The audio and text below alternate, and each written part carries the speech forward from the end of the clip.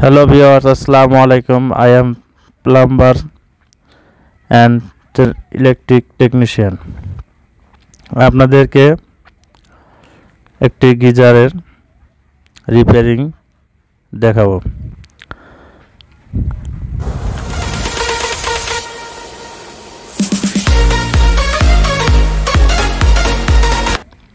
Come back for video.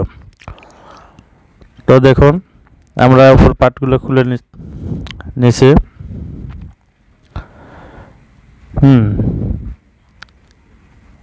আমরা এই সাইডের যেগুলো কভারটুকু আছে সেগুলো সব খুলে নিলাম, নিয়ে যে পানিগুলো বের করে দেব।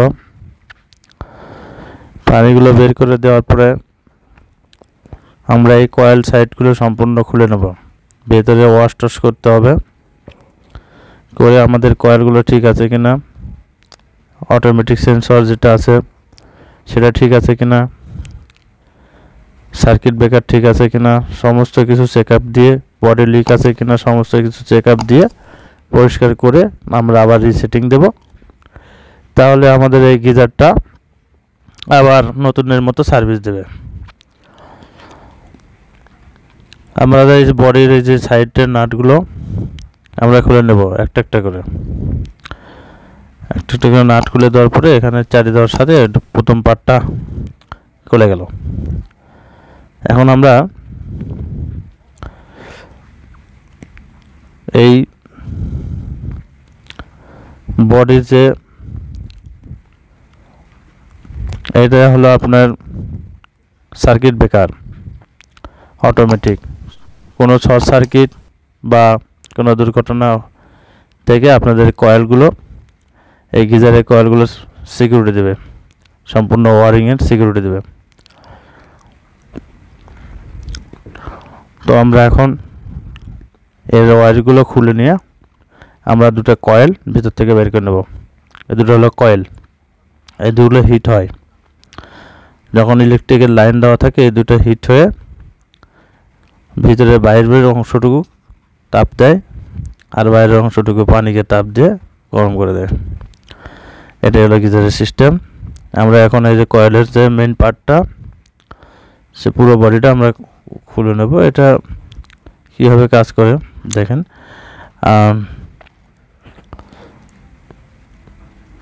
আমরা এখন এই যে ফুল বডিটা যেটা কয়েল ফুল সেট সেটা আমরা খুলে নেব। তার আগে এই ভিতরে যে ওটা খুলতে হবে একটু পরে। এটা আগে কয়েলটা বডি থেকে আলাদা করে নিই। ফুল কয়েলটা, কয়েলের যে বডিটা আছে সেটা অরিজিনাল যে কয়েল সেটা তো আগেই খুলে রেখে দিলাম, সেটা যেটা পানিকে গরম করে। নাটগুলো সমস্ত খুলে নেওয়ার পরে আমরা এখান থেকে টান দিলাম, দেওয়ার পরে এই যেটা বের করে নিয়ে আসলাম। দেখেন এই যে পাইপটা দেখতেছিলেন, এই যে কয়েল, ওটাও কয়েল, এটা ভিতরে কয়েল, ওটা কয়েলের বাইরের বডি। এটা অরিজিনাল যেটা কয়েল আর কি সেটা। এখন আমাদের এগুলো বডিতে দেখছেন কি পরিমাণ আয়রন দিয়ে ময়লা হয়ে গেছে, এগুলোর কারণেই সমস্যা হচ্ছে। এখন আমরা সব কিছু চেক দেব, কয়েল ঠিক আছে কিনা, থার্মোস্ট্যাট ঠিক আছে কিনা। এখানে তো থার্মোস্ট্যাটের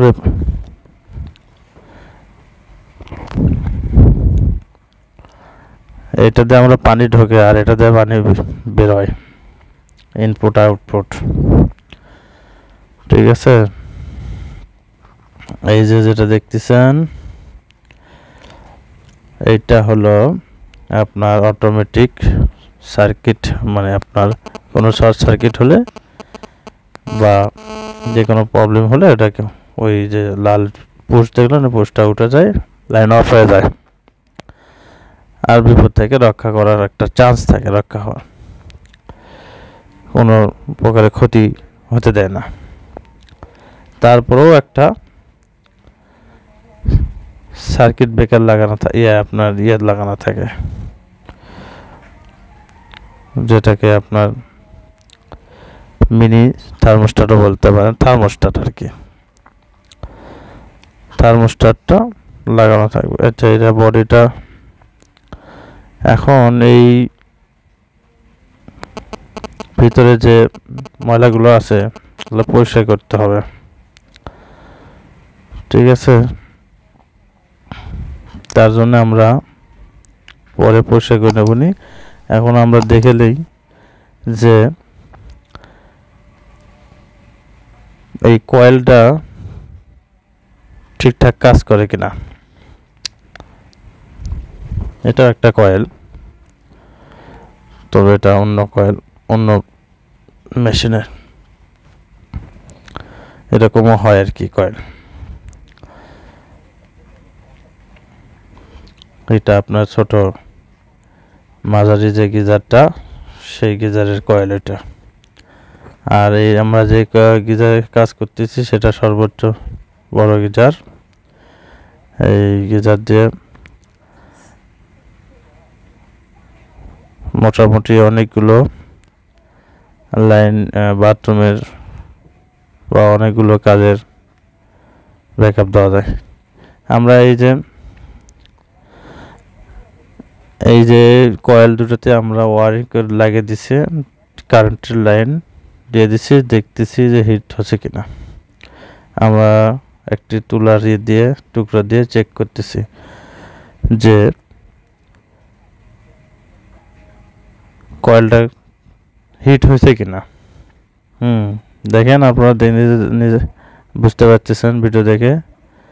তুলে কিন্তু গরম হয়ে গলে যাচ্ছে। গলে যে তুলার, এই দেখেন তুলা গরম হয়ে যাচ্ছে, গলে যাচ্ছে। তার মানে এটা কয়েল ঠিক আছে, আমাদের কয়েল ঠিক আছে, এই গিজারের কয়েলটা ঠিক আছে। এই গিজারের সমস্যা হয়েছে ভিতরে আয়রনগুলো থাকার কারণে বিকট একটা সাউন্ডের তৈরি হয়। আর সেফটি ভালভ দিয়ে পানিটা ওভারহিট হয়ে যায়, সেফটি ভালভ দিয়ে বাষ্প হয়ে বাইরে হয়ে যায়। এটা প্রবলেম। এই জন্য ভিতরে পরিষ্কার করতে হবে।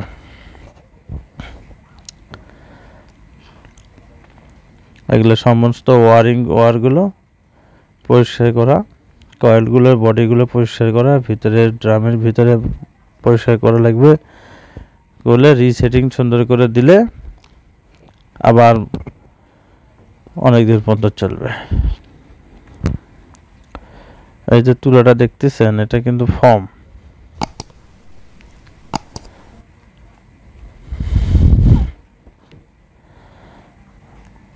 এই যে ভিতরে যে দেখতেছেন না স্প্রিং এর মতো, এটা হলো কয়েল।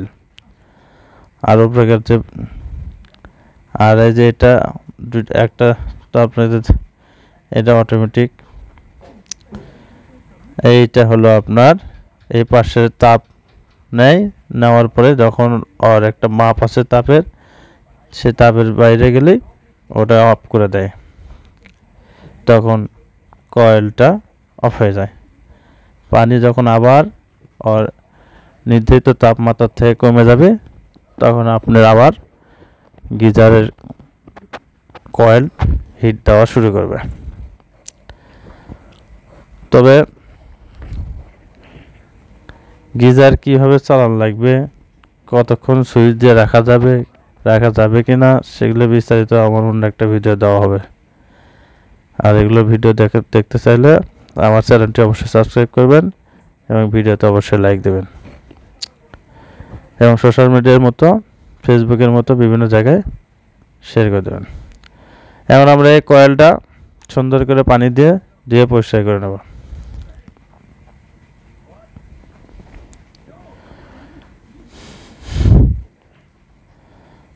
বাস, এখন আমরা এই যে ড্রামের ভিতরে দেখেন, ভিতরে ময়লা ছিল।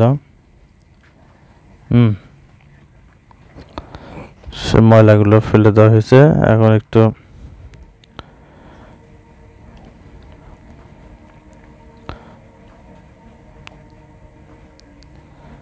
আমরা এগুলা এখন সেটিং দেব।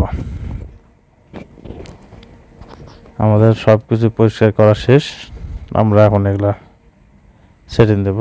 তার জন্য আমাদের যেগুলো দরকার সব হাতের কাছে নিয়ে আসলাম।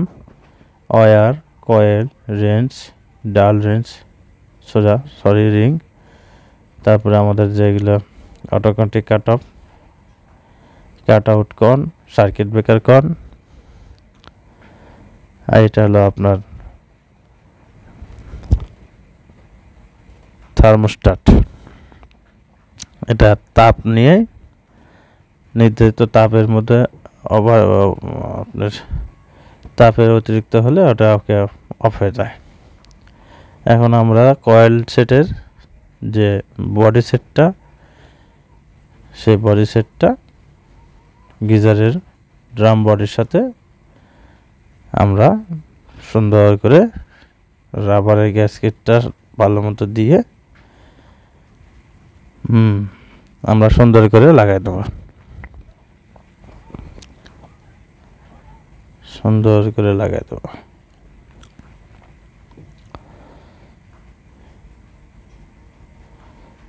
তো বন্ধুরা, এই গিজার কিভাবে অনেকেই কিন্তু অনেক ভুল নিয়মে চালায়।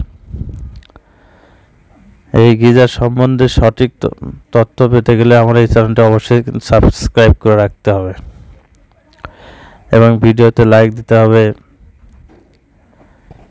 ফেসবুকের মতো বিভিন্ন জায়গায় শেয়ার করে দেবেন, কেননা এগুলো বিষয়ে অনেকের জানা প্রয়োজন। কারণ ভুল নিয়মে চালানোর জন্যে অনেক ক্ষতি হয়ে যায়, জিনিস লাস্টিং করে না। দোষ হয় গিজারের কোম্পানির, আর দোষ হয় মিস্ত্রি যারা সেটিং করে। কিন্তু যত্ন সহকারে নিয়ম মানে গিজার চালালে একটা গিজার অনেক দিন পর্যন্ত চলে। তো আমাদের এগুলো বডি পার্টটা লাগানো হয়ে গেলে আমরা কয়েলটা ভিতরে বসিয়ে দেব।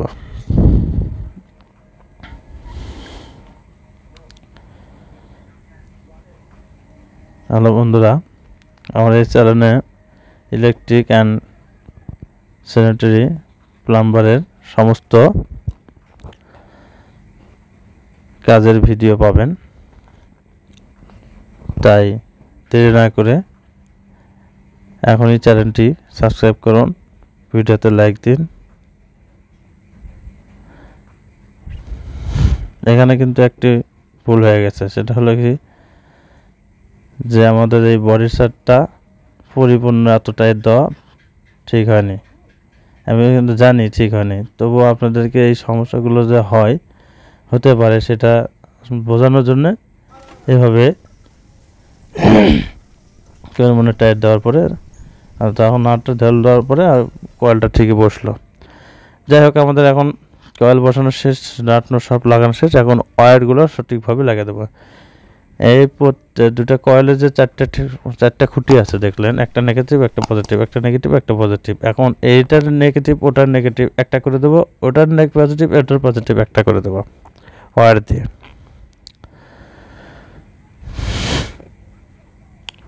তাহলে আমাদের একটা কয়েলে যদি আমরা লাইন দিই নেগেটিভ পজিটিভে, ওটা তো নেগেটিভ পজিটিভ চলে গেল, লুপ করে দেওয়া হলো আর কি।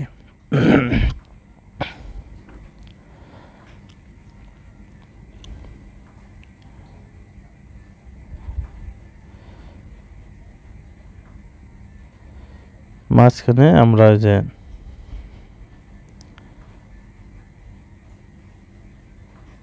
এই যে এটার নেগেটিভ, ওটার নেগেটিভ কেবলের মাধ্যমে অ্যাড করে দেওয়া হলো। এটার পজিটিভ, ওটার পজিটিভ অ্যাড করে দেওয়া হলো। এটা হলো এলইডি বাল্ব, যখন আপনার লাইন অন গিজারের লাইন অন করবেন তখন এই লাইটটি জ্বলবে। এখন আমরা মেইন লাইন দেওয়ার জন্য